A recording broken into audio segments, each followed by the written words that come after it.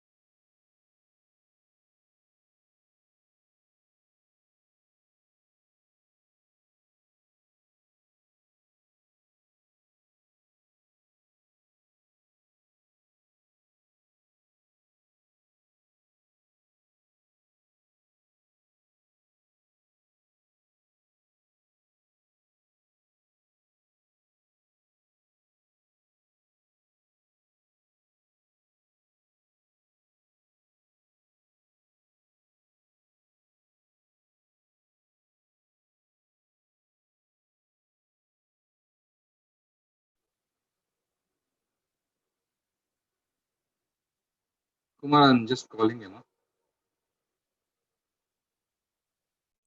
Sure.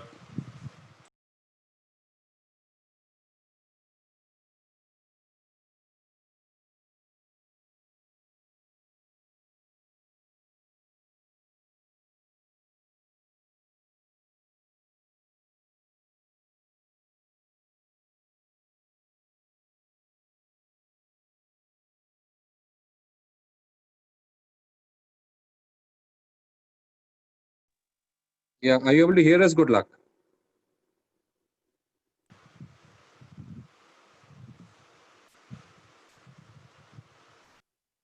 We're not able to hear you. Good luck.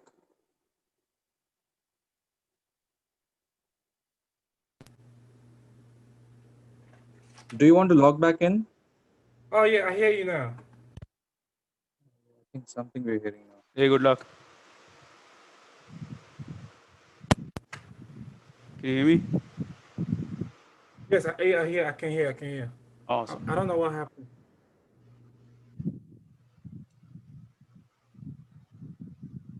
Kumar, are you able to hear him? Yep, I can. I can. Hello. Is that Kuma? Yep. I can hear you. Okay, I mean, I saw the name was different name, so I was wondering.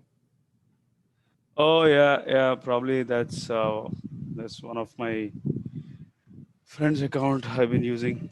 Let me change it to mine.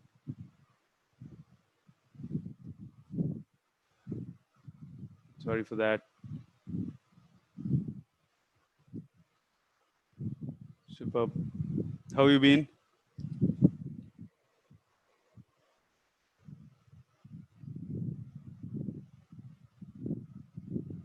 You there? Good luck.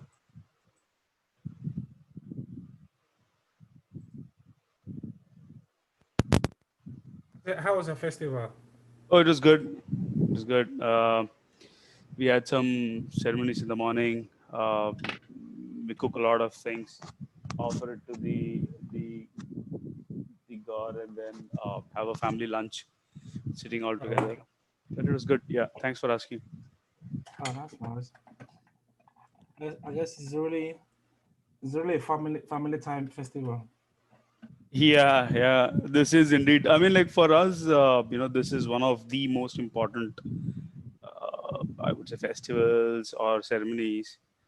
Oh, Um, really? yeah, Okay. the most important, because I think what happens with us is we we are like, the Lord Ganesha, or the elephant god, is Yeah. the most loved, and how would I say that, most worshipped god in India, right? So any good things happen, it has Yeah. to happen after we pray to him and then go. So it's for a good luck. Again, it's for all the auspicious things. So Yes. and since today is this festival, we cook a lot of things, like what he would like, from the mythological and ancient histories, whatever we have heard, like he likes certain things and certain foods. So we prepare that, offer to him, read a story about how he was converted a human with a elephant head. So all that thing we recite. It's again a way for us to let our children know, like why we celebrate this festival, what's the importance of it. you know so it's good. Probably for kids, it's a little bit of fun to see, house getting cleaned, prepped up. They get to enjoy and eat some sweets.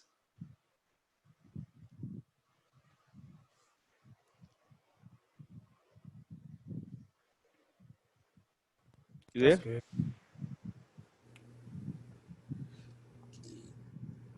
Awesome. Yeah, how was your interview? Yeah. I mean, my interviews were okay. Um, I just got a message back from them. I mean, the first one I did, the first one I did before, um, I thought I didn't do well, but I guess I did well. Okay. Yes. So you still have a round to go through again So yeah, they both of them messaged me. The IBM one messaged me too. So I'm going for round two. for IBM? Yes. And Okay. and and the first one I did too. They told me I'm going for round two too. Oh, nice, nice, nice. Good progress. Yep. That's good. That's good. Yeah. So I don't know. I don't Yeah, know. yeah. I would say keep your mind open and blank before the interview. Don't think too much. Um, think about it. Whenever an interview, just, I mean, like what I was told by one of my mentors was, whenever you are giving an interview, probably at that point of time, do not refer back to any notes or anything. Just go with an open mind, see what you can crack through. When they ask a question, if you don't understand, ask it again. Um, and if you think that partial answer, let them know a partial answer, right? So it's not that everybody is an expert in everything else. So, but if you know them, if you know an answer, probably take your time and explain it, you know, in whatever detail they like it. Oh, yeah. I don't, the second stage, this next one, I don't know if it's actually technical, uh, maybe it's not. I don't know. I haven't done second stage before, but Okay. yeah, I don't know. I don't know what to expect. So I'm Okay. thinking it's good. Anyway, for the either of the interviews, if it's a second round, probably they'll be. Did you get any feedback from the first round from a technical point of view? So what? I'm sorry. You said what? Can you hear me? Yeah, I hear you. Yeah. No, I'm asking is from both of the interviews, have you got any feedback from your first round of interview? A feedback. Yep. Uh, I don't know. I didn't get a feedback. I was just told that I'm invited for the next round. Okay. No, the reason I'm asking is because if that's the case, probably you should ask whether it's a technical round or like what. So even though if it's not, I would say prepare for a tech round.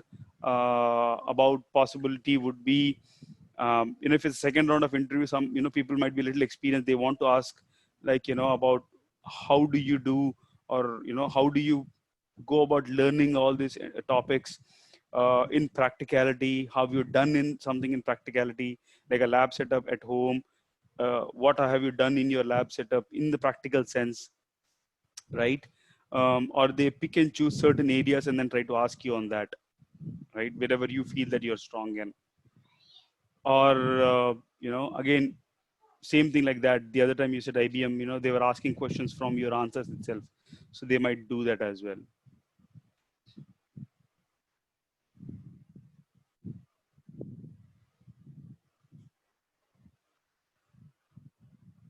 You there?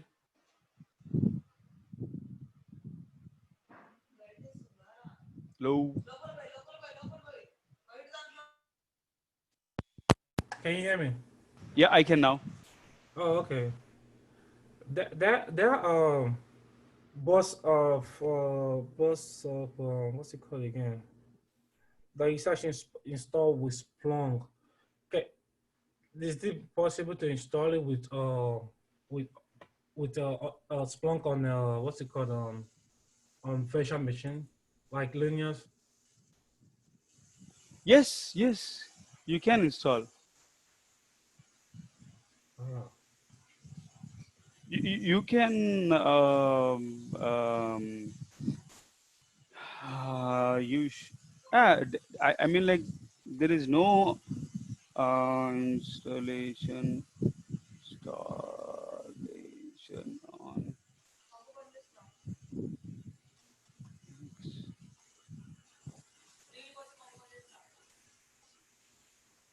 Yeah, the to install Splunk on enterprise on a Linux system, expand the tar file on the appropriate directory.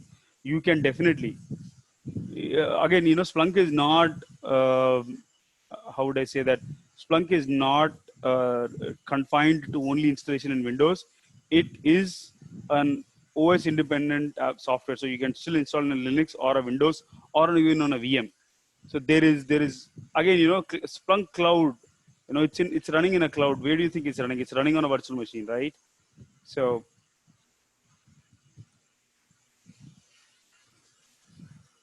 okay.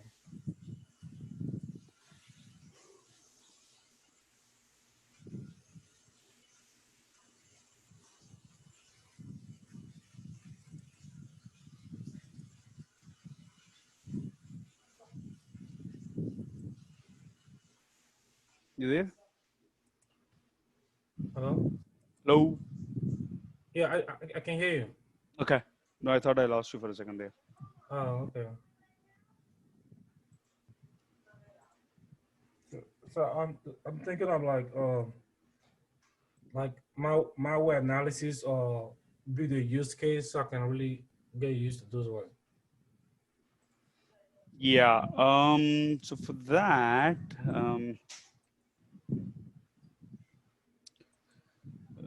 malware analysis.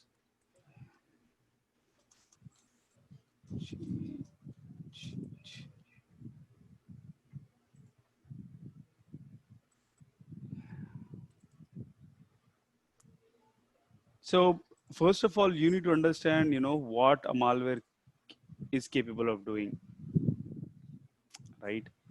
Um, so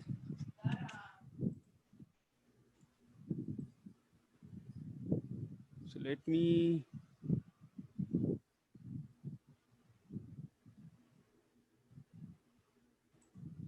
Yeah, okay.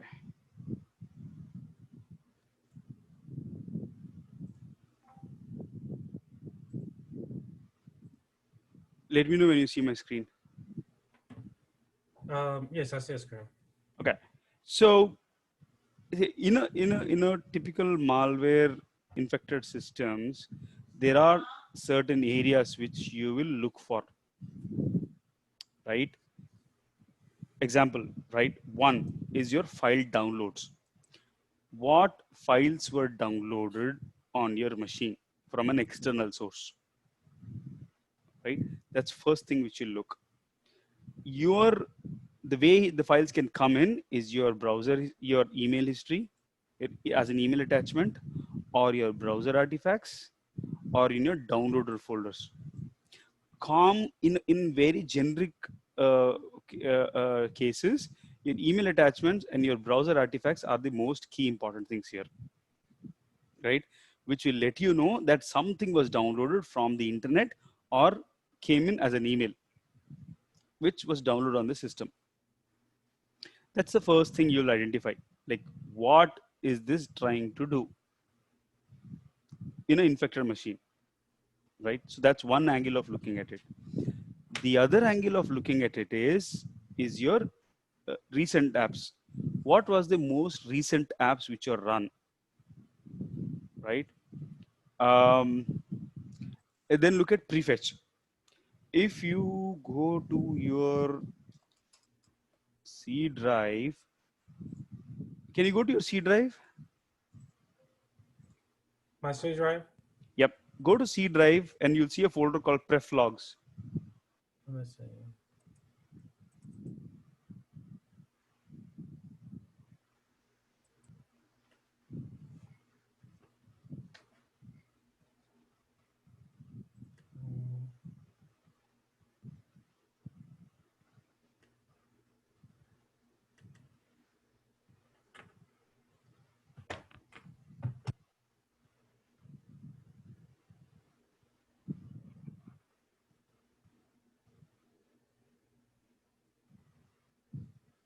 Yeah, I don't know why. Just go to your C drive. My computer C drive.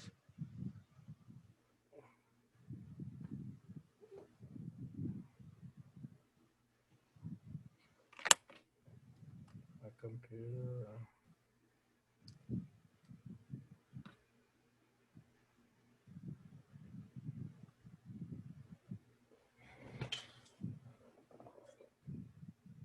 Sorry, I don't know. My system's kind of slowing down, but let me find it. C drive.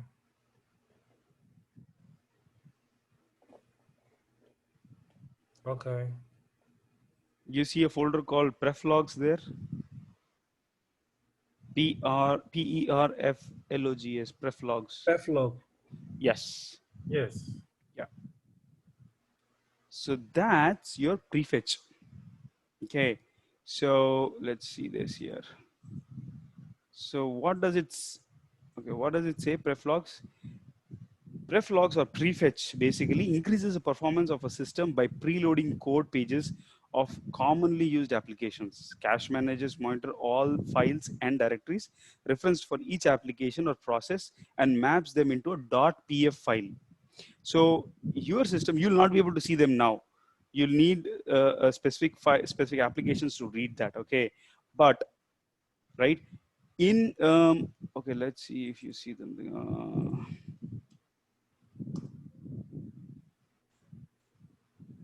Oh yeah, can you go to see Windows prefetch? Let's see. See Windows, and there is a folder called prefetch.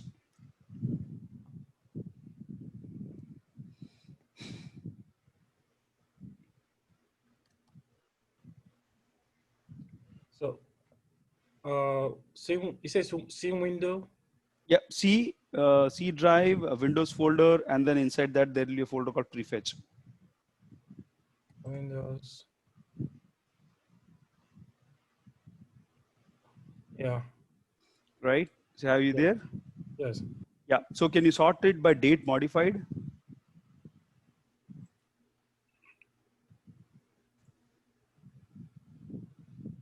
View.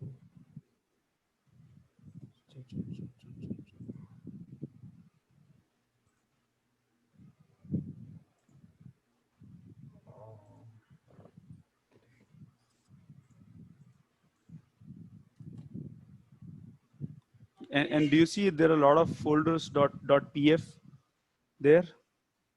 Uh, what? Okay, what? See, it says C drive, Windows, and what? Prefetch.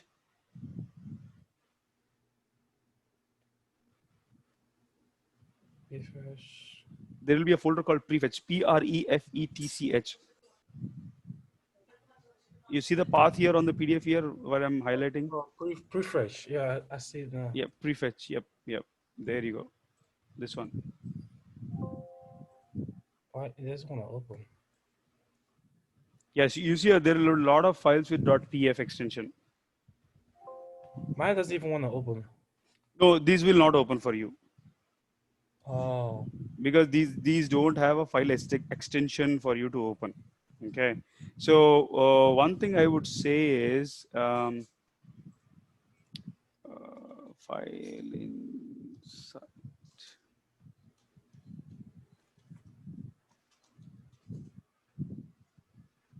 So there is a small utility called file insight. Let me ping you this in the chat here. You can download this file. Download now. It's just a 24 MB file. So should be absolutely fine.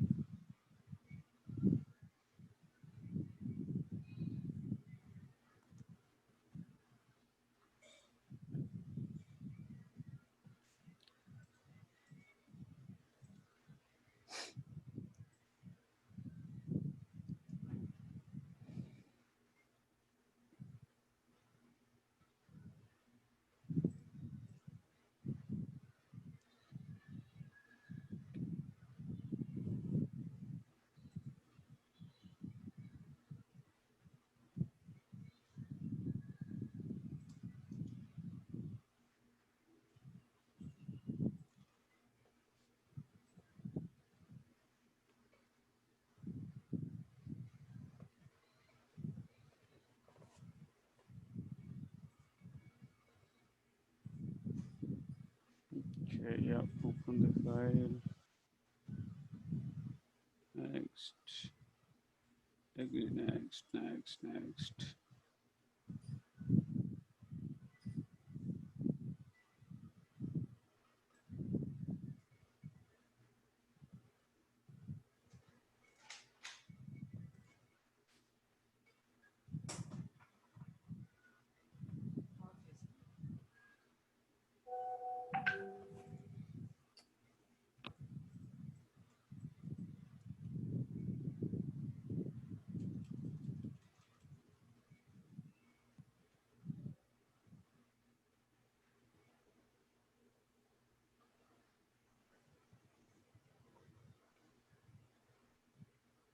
are you there? There, I'm here. Can you hear me? Okay. Yeah. Okay. Yeah.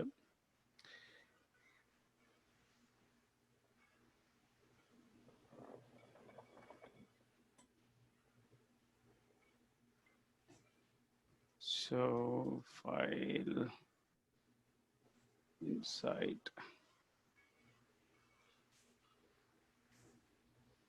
Okay, let me.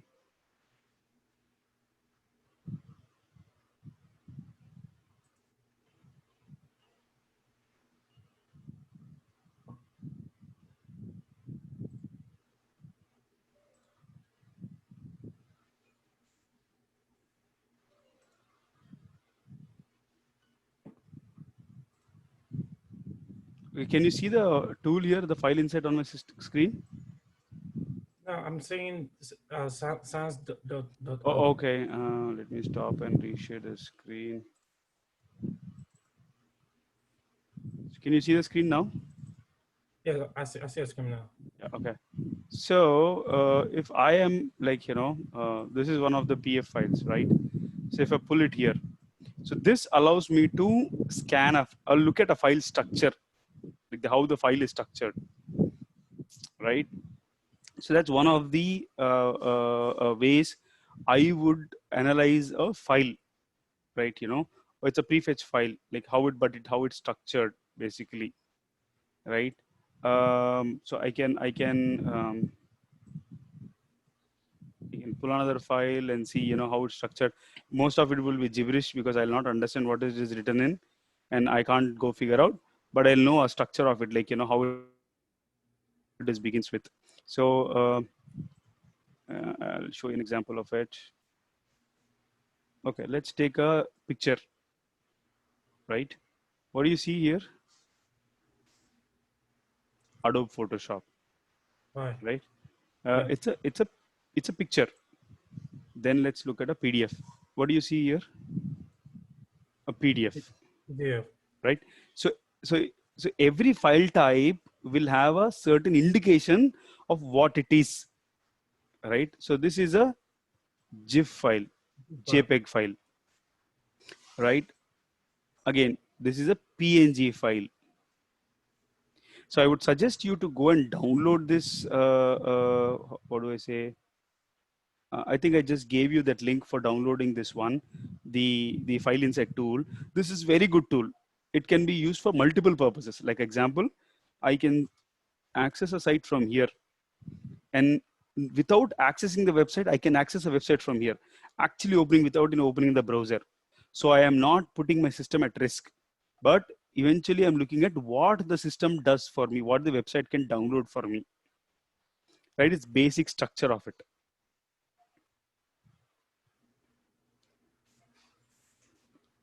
right? So while analyzing for example is a phishing email, or attachments in the phishing email, or links in the phishing email, I don't want to use my browser to go analyze what's really happening there, right? So example is that you get an email. Now that example scenario is somebody tells that, hey, you know what, I think my system is acting funny, I think I have got infected. So you'll ask a question, have you got an email? The user says yes. So you'll get the email or get the link from the email and put it here, and click it or open it up here. So it'll open up and then show you multiple links like what it's showing here. Oh, you know what, it's going to this particular link, and then okay, now you have the link. You'll take it, paste it in, and hit it and see what it does here. Now you'll exactly know what type of file it is downloading. Now it'll be easy for you to go exactly pinpoint what this file is, right? And let me also show you a Office document. Yeah.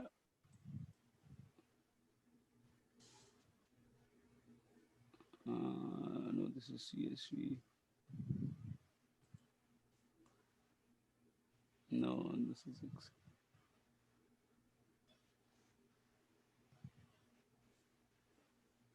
yeah. What do you see here? This is an Excel document. Okay, so for you to analyze, probably I'll take a different session on analyzing different file types. Okay, that will be a different session altogether. We can't just cover it in an hour. So that has to be a completely different session about how to analyze multiple file types. It can be a Office document, it can be a PDF, or it can be a JPEG for that matter, right? But predominantly your phishing campaigns are coming in your Excel or Word document, right? So this is your Office document, right? Let me pull and show you your, oh, this is an older version of doc. Yeah, what do you see? It's a PK. Yeah. That's SL. Sorry? That's SL. Yeah, this is a Word document. Word document, okay. Yep. And I'll show you one more thing, okay? This is a zip file. What do you see here common? Zip file also have a PK, Word also have a PK, and your Excel also have a PK. It means the newer version of your operating system or files are actually a compressed content. Your Excel, Word, or any other new Office documents or extensions are nothing but your compressed content. Practically, I can show you one thing, okay? Okay.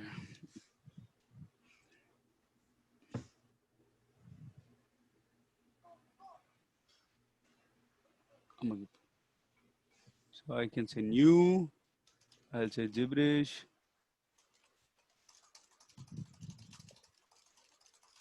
Okay. Yes. Then I go and save as in my PC, in my browse, in my book one. Okay. So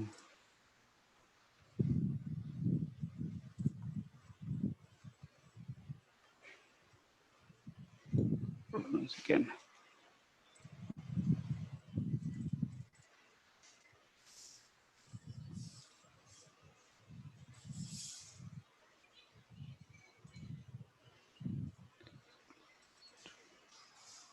Yeah. So you see a book one, right? Yeah. So if I rename it to .zip, no, view file extensions. Yeah, I'll remove .xlx and I say .zip. What happened here? The Excel file was actually converted into a zip file. So I can go and open it up. So now you'll see the inner workings of Excel. So I've got, Excel, because all the Excel is XML based. The newer versions of Excel is XML based, and the Word and Office are all XML based. So I've got the worksheets, the theme, and the rest of the content here. Document properties, right, and the other content. So I looked at it. Now I want to, okay, I still want to go back and change it to XLSX. I can still open it in Excel, right? So, and that's how we will try to see with different tools how malicious Excel or Word documents will be sent. Right? But before to that, we need to understand how each file is structured, right? But even before to that, you need to understand, yeah, some of these ones, right? So what is the file? What are the locations? Temporary and removable drives, and your app data. Usually, your malicious files will station themselves in your app data, which is nothing but C users app data local local and your temp. Sometimes it sits in this location, app data local temp. Sometimes they are in local low. Sometimes they are in roaming. But in irrespective of that, every time you'll see your a folder called Microsoft, inside which you'll have a temp folder. Oh, sorry, Microsoft Windows, and then in your temp folders here. No, yeah, once again.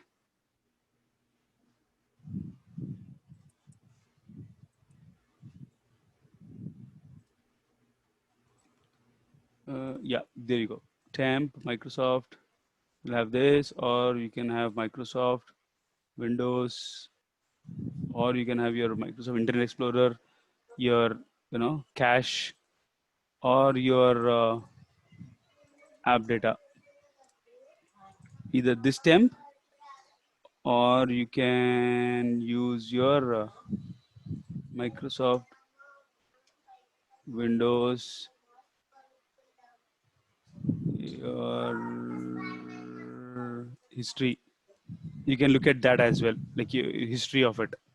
So pref logs, users, public, other directories and administrators, right? Your system folders, your file servers, user contents, and you can have your file types you want to check for, right? Common ports, yeah, analyzing a malicious document. Yeah, this will tell you about the other areas.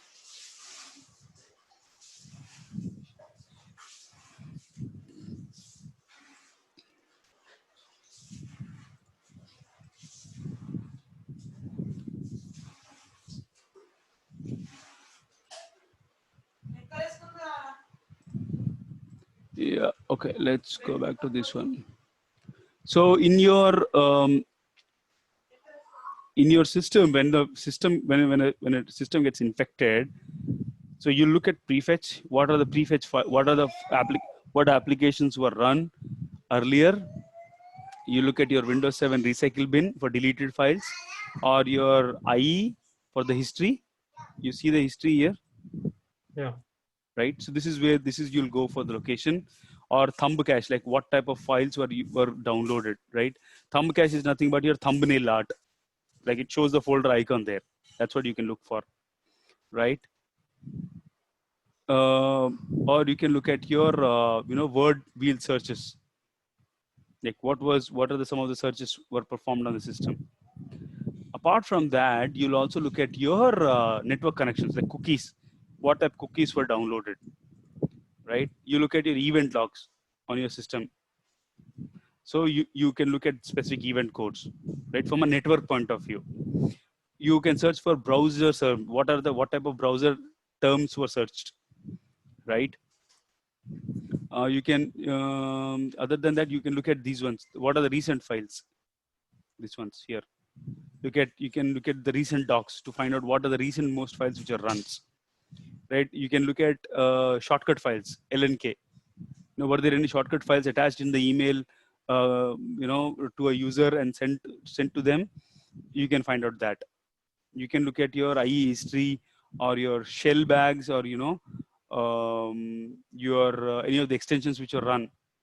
You can look at whether any users were logged in, how they logged in, what are the RDP status, when the password was changed, right? And some of the browser usages, right? Where is that? Yeah.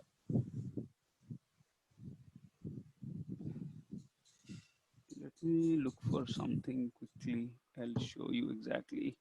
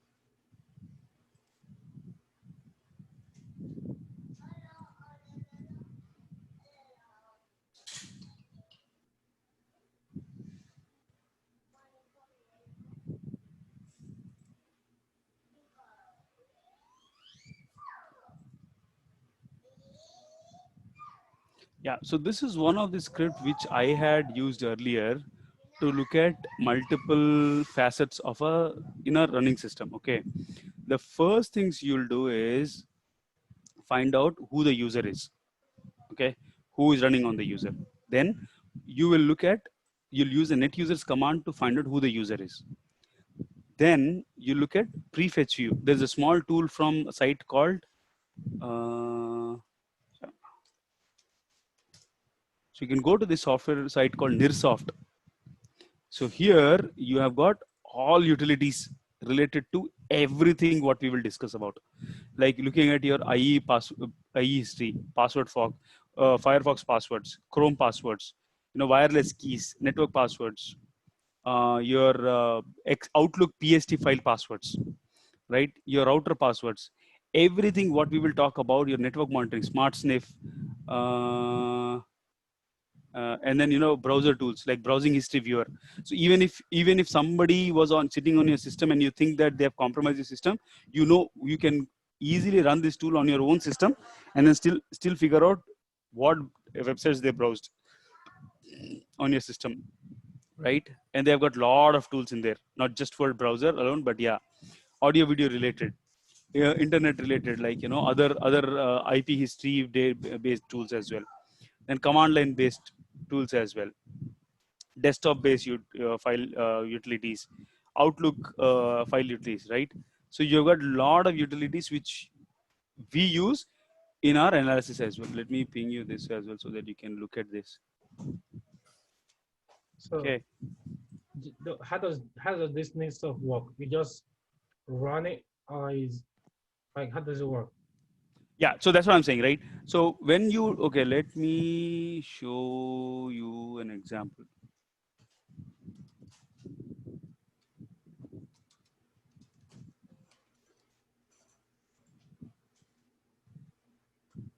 Web browser tools. Yeah.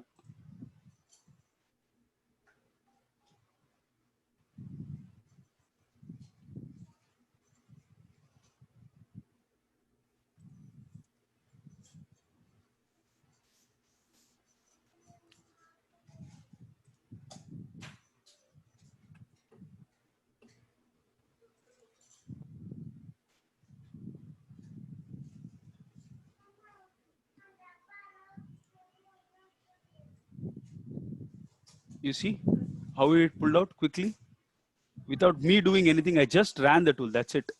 It looked at everything in my browser and it tells me which browser am I using. You see here the icons change. You see icons change. Icons change. So it has the capacity to pull everything what's on your system. Right? So let's look at this one. So first thing is, you look at your prefetch. Let me show you this tool to you as well.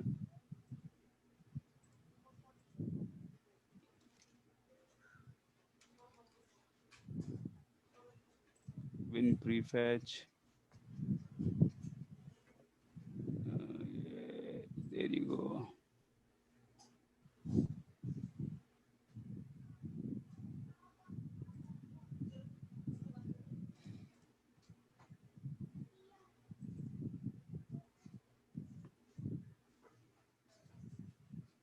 See, it's loading now.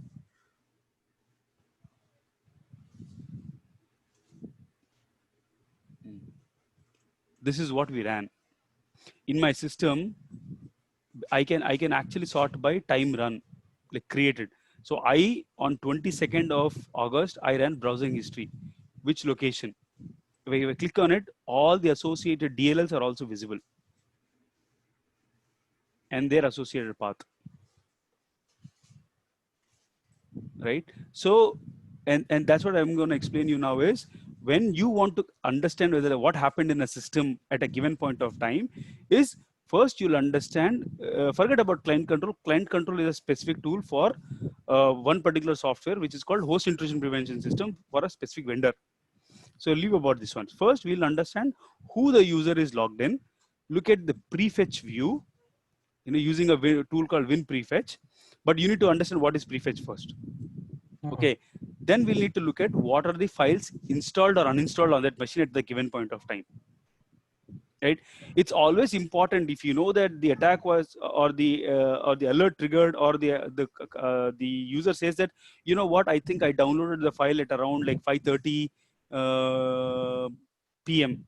So what we'll do is we'll try to check 10 minutes or half an hour before the 5:30 and half an hour after the 5:30, so that I have a 1 hour full preview of all the logs. Because the user is not sure, I did not get any alert as well. So we want to look at all things happened before and after that time. Right? Then I look at all the files uninstalled and installed. So again, there is also a small utility called myuninstall.exe from again Nirsoft, which you'll have to download. Then you'll have to look at something called as a startup event. So let me show you this one. CMD. I can click on this one. You see this one? These are my startup items in my registry. Right? So it means, okay, it means these are the okay. These are the files, or these are the applications which will start when my system starts. Right? Probably this is all scrambled. Let me.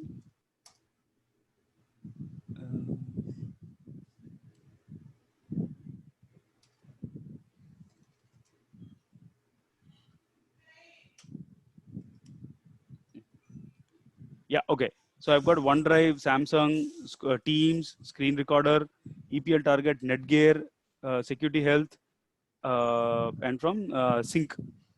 I don't know what is this, but I think my mouse drivers, something like that, right? So you know that these are the things which will run.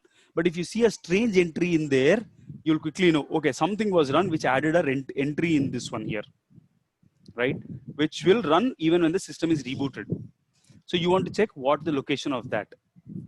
Then you want to do is schedule your query.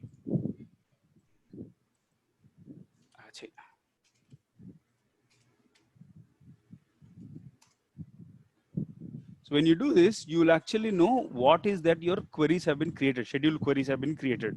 So the scheduled tasks have been created, right? And where they run from?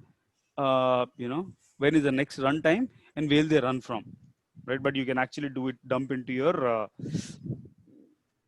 into Excel sheet as well, right? So in first, you look for who is the user, then you look at your prefetch, then you look at uninstall programs, then you look at your startup events on your system, then you look at your scheduled task, then you look at your task list. When I say task list, these are the tasks which is running on my system, which is nothing but your process, your task manager here. Is this is what it's showing up here. Okay. Right? So you'll know, okay, what is that running on my system? And probably we'll have to go figure out, okay, why it is so important and why it's running on my system, right?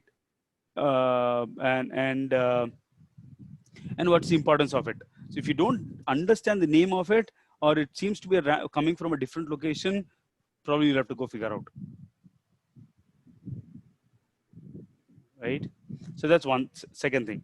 Then you look at is your netstat command, netstat -abon. Come on.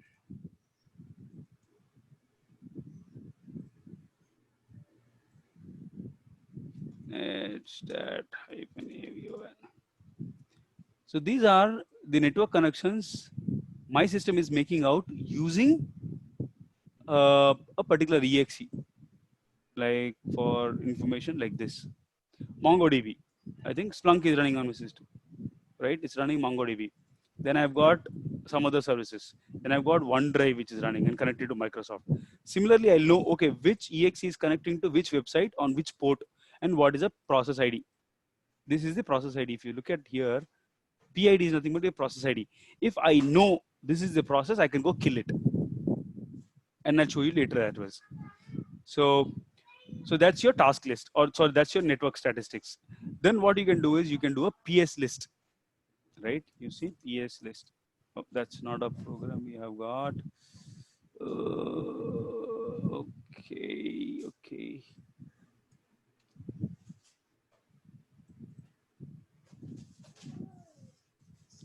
Yeah, that's yep. So this is your Sys Internal Tools. That's 1 second. That's another Sys Internal Tools. Yes. Yep. I sincerely request you to go download this one. Your Sys Internal Tools, which is your downloads. Yeah, so you can download the entire Sys Internal suite, which is nothing but lot of small activity: auto logons, auto runs, background info, cache set, quoting, your hex to decimal conversion, PS exec, PS file, PS get SID, PS info, PS kill. This is for killing remote processor. PS information, PS ping, PS list is what I was talking here, right here. Where is that? Yeah, PS list, right?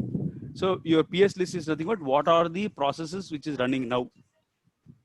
Okay. Then what you do is you look for what are the files which are open currently on the system. what are still running on the system.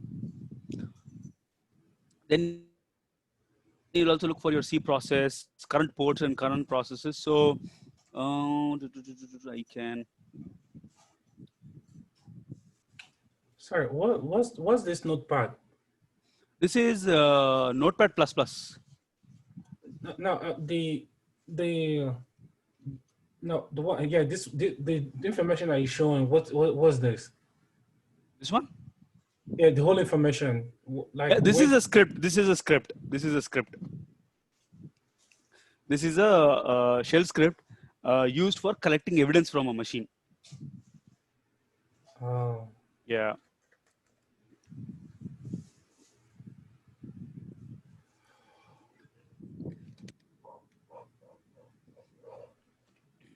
So this is from if a machine is infected or there is an intrusion alert, you want to investigate, we can use this script.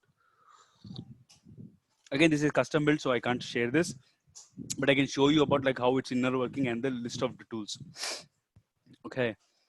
You can look at the current process. Okay, I just ran a current. So this is my current process. Okay. So this tells me what are the current processes running on my machine at any given point of time. Right? Yeah. And then there is current ports. So this, you see this information, it tells me the application and the location and where is it going to internet. So yeah, you see this. So I've got a NetBIOS system, which is local address is this, and it's going out. I got 198 IP, 192 IP address, again NetBIOS, which is listening. Right? I've got Zoom, which is connecting to 0.0.IP. There is no remote address, but I have a remote address which is connected to this one. So I want to go and check what is this, right? So okay, now we want to understand what is this local port 9596 and what is this connected to, what is this IP address. So I can copy this, go to here, use IPDB.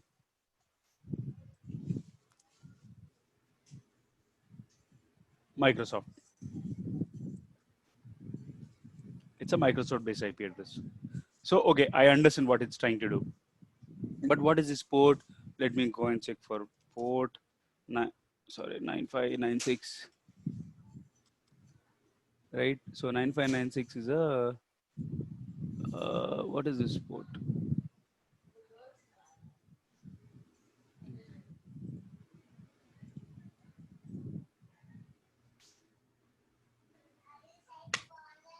So it's a Mercury Discovery registered. So I'm not sure what is this.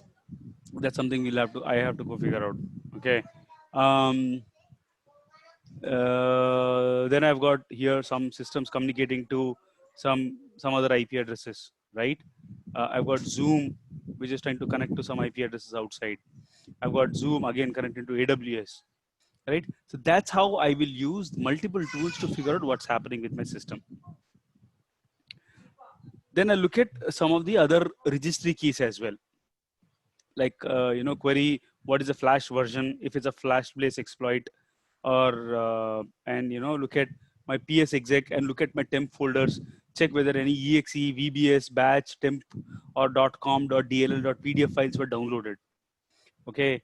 Then also look for C users public folder, where any of the other files were downloaded. And I also check my program data for any other new EXEs which are downloaded. And that's how I gather information from multiple areas of the operating system and then pull together and say that, okay, what's really happening here? And then how do I understand or interpret this data?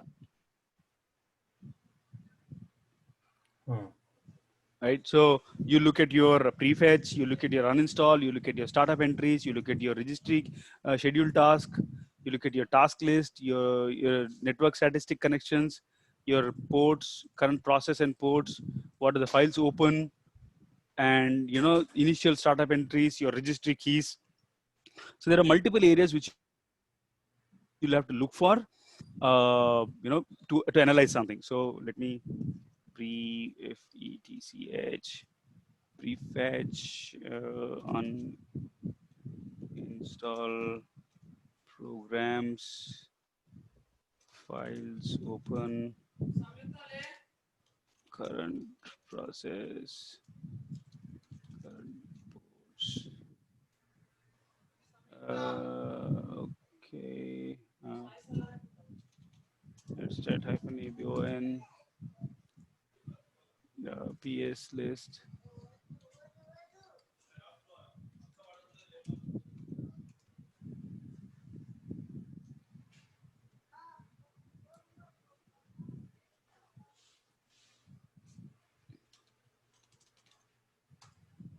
So I just pinged you something. So prefetch, files open, whatever you spoke about now, that will be there for you.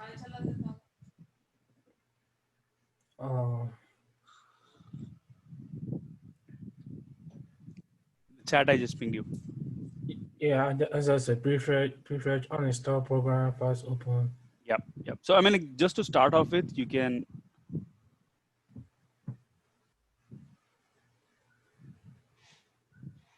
So like this is what to look for when you're investigating. Yep.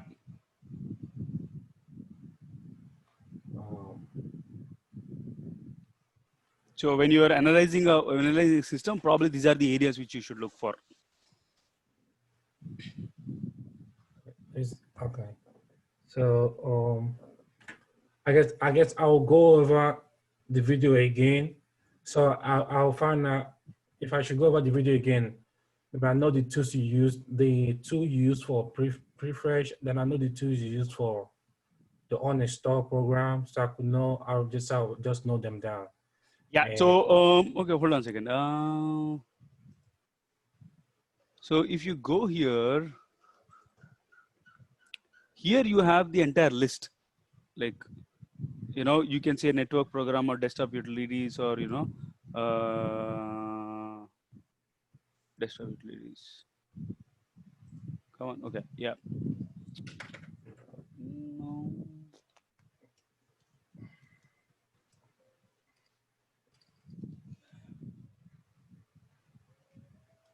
Yeah. Uninstall view. Right. So you can look at that. Then you can look at your USB dev view, USB logs, whatever is that. Let me do one thing. I can. So I'm just giving you names of it.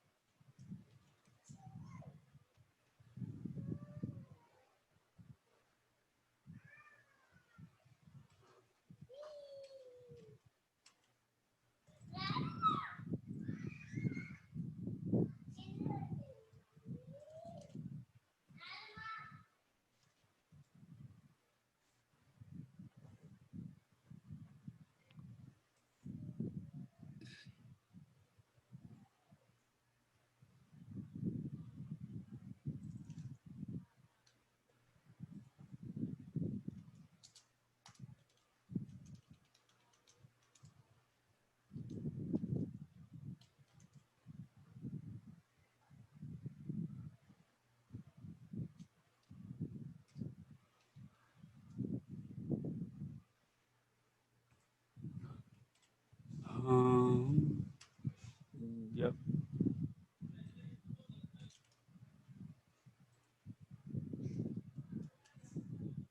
So I just pinged you a list of tool names. Probably that will help you. so this is from for this also Nirs- Nirsoft, yeah. So and then there is I gave a gap after the USB debut. That's from Sys Internal Tools. Okay. Yeah, so you have to download it from here, the Sys Internal Downloads folder. So you'll have a lot of files here. PS tools, PS shutdown, PS service, PS password. So all these are different tools for different things, right?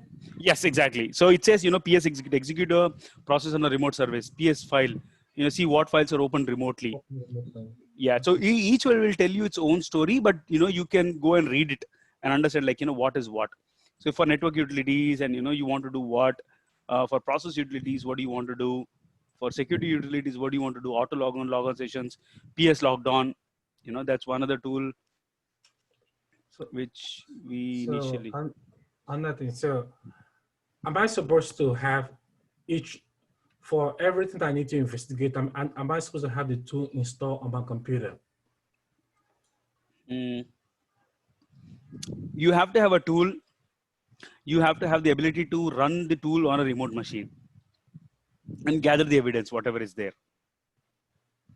No. What I mean is that, so as a SOC analyst, or you does malware analysis, am I supposed to have install like all these tools? Let me say again. All these tools, this PSQ, this PS list, and all that.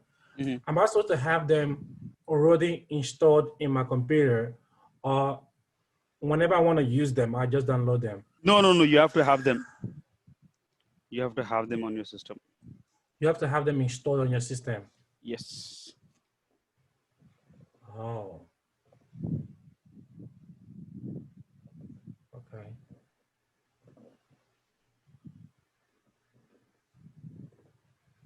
All right. I guess the name sub. I'll just go through the name sub to see what they have and read the details to see what's used for. Yeah. So maybe I could just download it and try to see. Yep.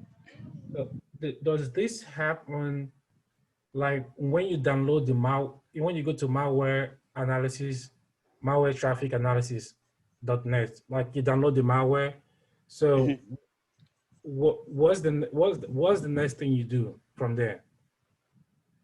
Do you take the malware to this FinSec you told me about, or like from there how do you So download it? when you run a malware on a system, right? You can look at the registry entries like the startup WMI, the command which I gave you, WMIC startup list. Look at the current process. Look at the process list. Run the netstat -abon, right? Yeah. Look at the current process. Look at the current ports. Look at the PS list. If you how do you spot out? Look at the initial startup entries, like or the run keys for that matter, right?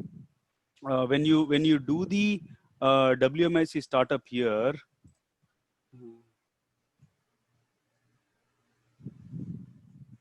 and the schedule task and anything else for that matter. So if you see it here, you know where it is created. You see this path? Yes. Yeah. Okay, let me show you again. You do regedit. Yes. So it says HKLM software.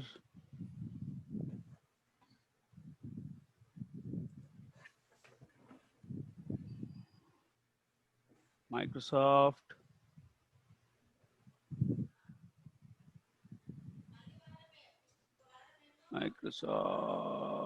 Where is that?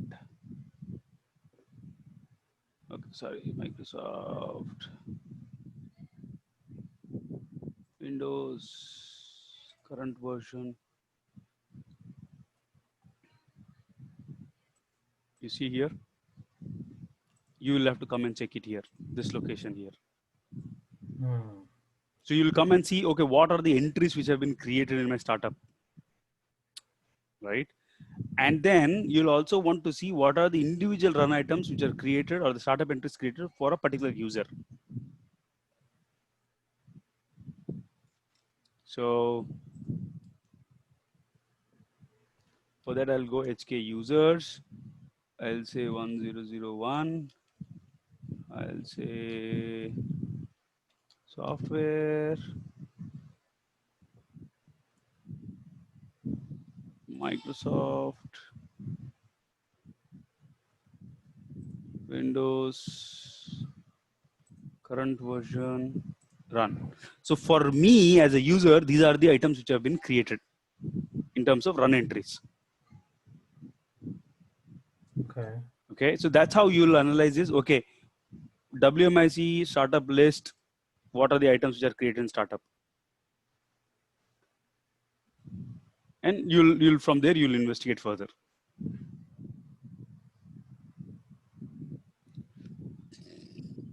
And then you should be aware of something like NS lookup, right? Looking up for a IP address, and you know what is, where is it located, how is it located? I mean, like, not how, where is it located? What's the name of the IP address? Right? Able to check the connectivity. Again, you know, use this tool to figure out, okay, when was this file running from? When was this file created on? Basically, right? Or like created on your system. The creation difference and the file created on your system is different. So, and then when you click on each one, there are a set of DLL files which run. So you might want to look at the locations of each one. You know, where is this located from? Different story, but yeah. So you please go through these tools. You know, understand them.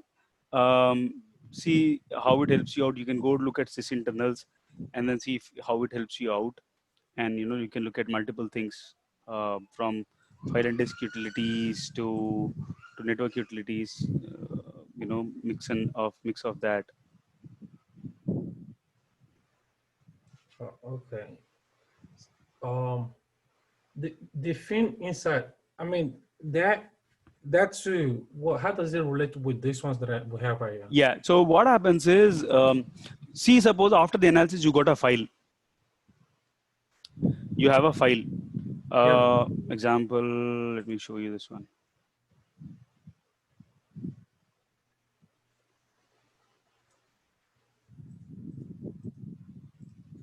Okay,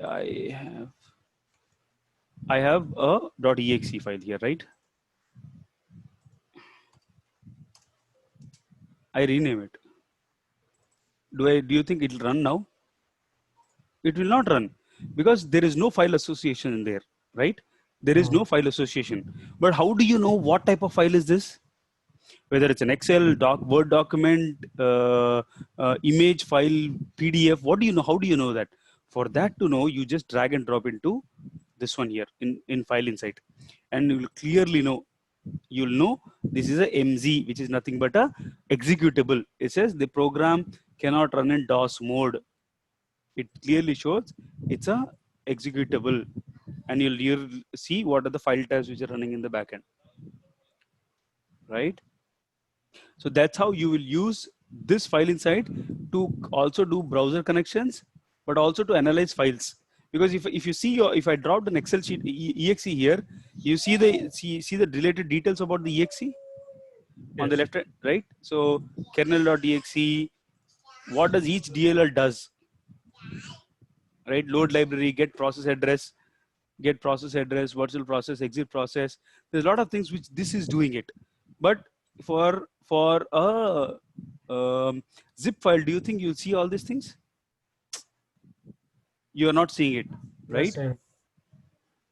But for a exe, you see a lot of things. That's how you'll use this to use to identify it.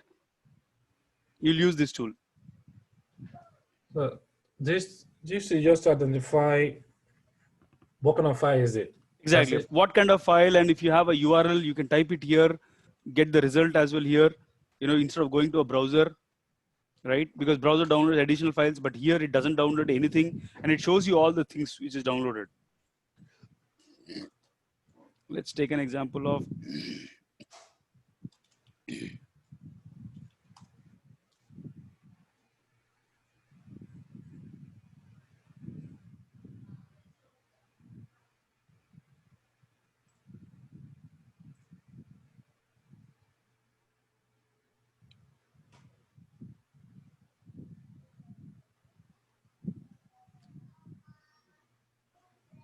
so it says strandsglobal.com, right?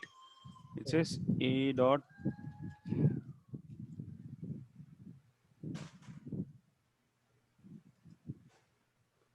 strands. Yeah, you see, we went into the site, we downloaded the site, right? I am able to see what is happening here, but I have not opened the web page, the page itself, but I can see what is this page is talking about.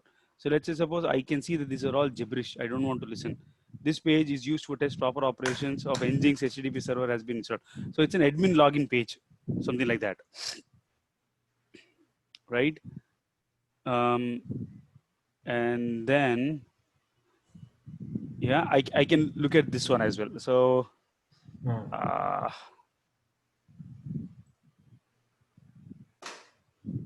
me download this one.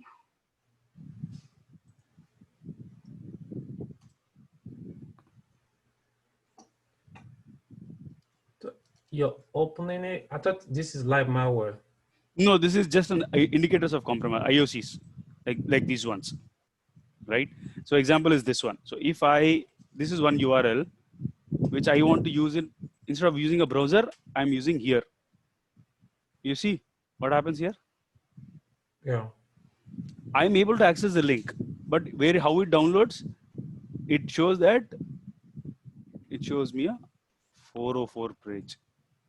It means the link is down, right? Let's see another one. I can use this. So the name itself is not resolvable, right? Let's look at other one.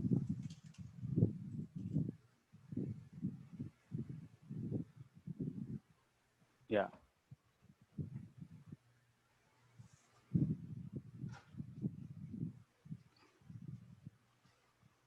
So I can see, but there is no zip file here.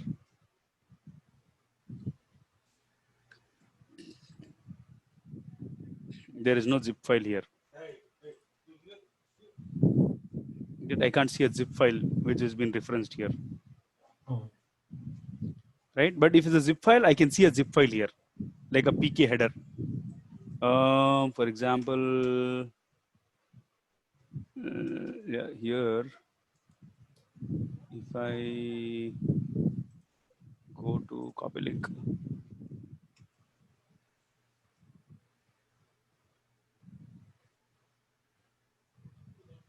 What do you see here? Right. PK. Yeah, I downloaded the entire zip file within the file inside purview. Right? It's not a download on my system. I downloaded the zip file using a link in file inside. So I know the file structure of it. Now I can go and save it as well if I want.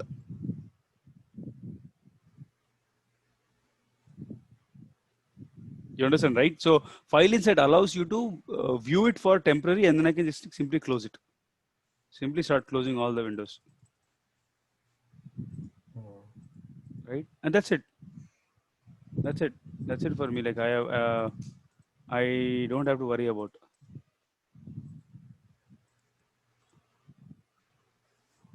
So the file it's only just give you the insight about the file type, but the actual analysis is being done by using other tools like Yeah. It only gives you like what is a file, what it could do, type of it, and use other tools to analyze this one. Right? You need to understand what the file is, and then you can go further. Okay.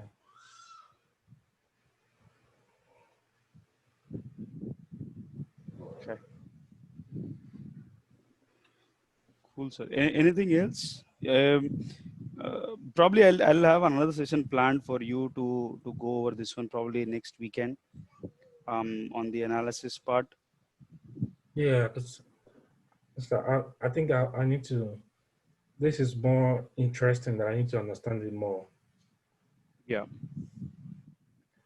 I I was gonna. I don't know. Could the one of use cases. I don't know if we're able to do it before my interview next week. The use Mm-hmm. case could be the use case. What type of use case? Okay, that's the thing. I mean, I just want anyone that I could just see how to build it. So in case I'm asked, like, give it walkthrough use case that I can. And now I now I can be. I've created before. I can walk through the one we did. Okay. Yeah. Sure. Let's try that. We can definitely try that. Okay. I can't remember what it called. I know I remember asking you about something about dumping. I can't remember what's it called again. I forgot the name of that. To dump, like what does it mean to dump? I can't remember what's it called again. It's done on the registrar run or something like that. I guess I guess I'll just find out the right question so I remember to ask it there. But it's something about dumping. Some like if you're dumping, what does that mean or something like that? I can't remember what it is. Dumping what? I can't remember the full name for the issue.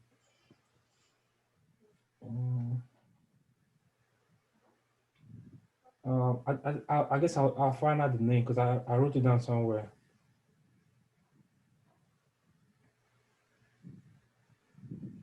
Yeah, it could be like dumping passwords or dumping other things. No, it wasn't about. I think that dumping is something that's been done on the Windows startup or something on Windows, like Windows registrar run or something like that. I think that's where it's been done. Not Yeah, sure. yeah. I think I'll just find out the actual name, then I could write the things down. And maybe when we're doing the use cases, I could just ask you that. So I'll Okay. just. Sure.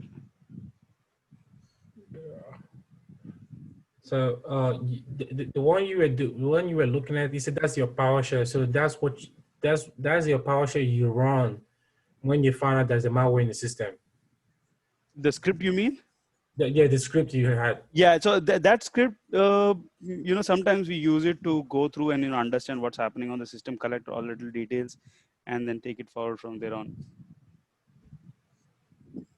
Because so instead of going through Each individual file, we script it in a solution so that it goes and collects evidence, and then I can gather it. I can collect it all at once. you collect them all at once. Okay. Yeah. Yeah. But it's not like you're going to PICSEC or PICSQ to just do the No, one. yeah, we can do that individually. If you know exactly what you're doing, we can run the script either ways. Oh, okay. So if you know what you're doing, so Yeah. so how about if I'm working in a place there, the script is it being given by the company? No, I think again depends upon what the company has in terms of scripting. If you think that you want to use this, you can go and definitely use this. If not, I think you can suggest and you can create a toolkit like a kit kind of a thing, saying that you know what, this is what all I have. All the tools I want to run on a system and gather information. Okay. I guess maybe learn. I guess I need to learn about PowerShell a bit so I could really understand it. Yeah, a little bit. Yeah, there are a lot of commands in PowerShell which will help you gather a lot of details from the system. Oh, okay.